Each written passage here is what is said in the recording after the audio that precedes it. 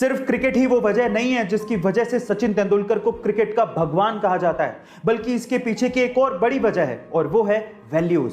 इसे एक एग्जांपल से मैं आपको समझाने की कोशिश करता हूं। जब 1996 के वर्ल्ड कप में बहुत सारी टोबैको और सिगरेट कंपनीज क्रिकेटर्स को एंडोर्समेंट के लिए या फिर एडवर्टीजमेंट के लिए अप्रोच कर रही थी, तो बहुत से नामी क्रिकेटरों ने इन्हीं सिगरेट और टोबैको कंपनीज के स्टिकर लगा लगा के बैटिंग की थी और इन कंपनीज को एंडोर्स किया था। लेकिन सचिन तेंदुलकर ने ऐसा नहीं किया। उन्होंने बैट पर बिना स्टिकर लगाए क्रिकेट खेला, लेकिन इन कंपनीज को कभी भी प्रमोट नहीं किया। उन्होंने पब्लिकली हमेशा यह बोला कि मैं कभी भी टोबैको कंपनीज और शराब की कंपनियों को एंडोर्स नहीं करूंगा। इसे ही कहते हैं वैल्यू, और इसी वजह से सचिन तेंदुलकर को क्रिकेट का भगवान कहा जाता है। गाइस, आपको ये इंफॉर्मेशन कैसी लगी चैट सेक्शन में जरूर लिखिएगा। टोक्यो ओलंपिक में दिए जाने वाले gold, silver and bronze medals भी कुछ खास तरीके से बनाए गए हैं। कैसे, मैं आपको बताता हूं। एक्चुअली इसके लिए 2017 से ही एक कैंपेन चलाया गया, जिसमें वहां के लोगों को यह रिक्वेस्ट की गई कि अगर आपके पास पुराने इलेक्ट्रॉनिक गैजेट्स जैसे कि लैपटॉप, स्मार्टफोन्स हैं, तो आप उन्हें डोनेट कर दीजिए। लोगों ने इसमें बढ़ चढ़ के हिस्सा लिया, जिससे 78,000 टन यानी कि लगभग 63 लाख से भी ज्यादा लैपटॉप्स एंड स्मार्टफोन्स इकट्ठे किए गए। फिर उसमें से मेटल्स को निकाला गया और उन्हें रिसाइकिल किया गया और उसके बाद इन मेडल्स को बनाया गया।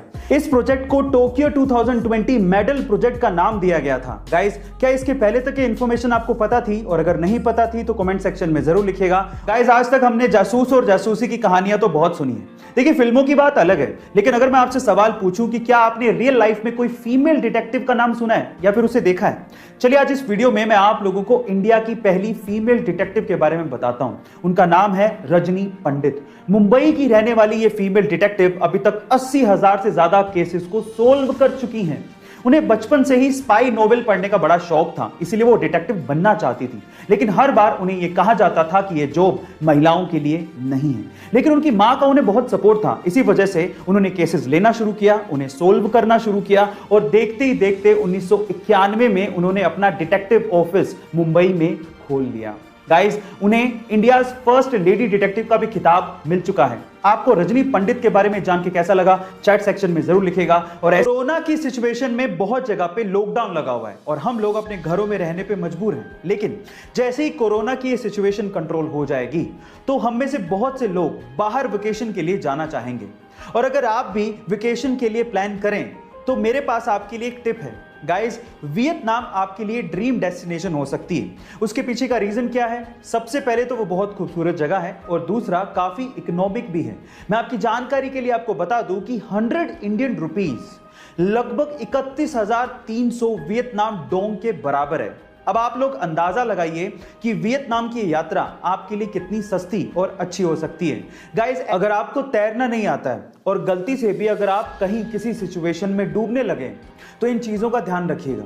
सबसे पहले घबराइएगा मत, क्योंकि जब आप घबराने लगते हैं तो मांसपेशियां ज्यादा ऑक्सीजन खींचने लगती हैं, जिससे ऑक्सीजन की कमी हो सकती है और इस सिचुएशन में यह आपके लिए खतरनाक हो सकता है। नंबर 2, अपने सिर को ऊपर रखें और सामान्य तरीके से सांस लें। फेफड़ों में जब हवा जाती है तो वो आपको तैरने में भी मदद करती है।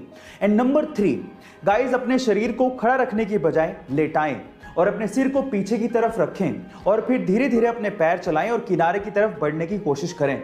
इस तरह से आप डूबने से बच सकते हैं। 2006 से पहले इंटरनेट को यूज करने के लिए माइक्रोसॉफ्ट के इंटरनेट एक्सप्लोरर को इस्तेमाल किया जाता था और तब गूगल का search engine by default set होता था। लेकिन 18 अक्टूबर 2006 को माइक्रोसॉफ्ट ने गूगल को लगभग बर्बाद ही कर दिया था, जब उसने गूगल सर्च इंजन को बाय डिफॉल्ट से हटाकर अपने सर्च इंजन बिंग को यूज करना शुरू कर दिया था। तब गूगल को 300 मिलियन यूजर्स का नुकसान हुआ था। गाइस, अगर तब सुंदर पिचई गूगल में ना होते तो शायद आज गूगल का अस्तित्व खतरे में पड़ जाता, क्योंकि तब सुंदर पिचई की अगुवाई में गूगल ने अपना वेब ब्राउजर क्रोम 2008 में लॉन्च किया था, जो कि आज दुनिया का नंबर 1 वेब ब्राउजर है। गाइस,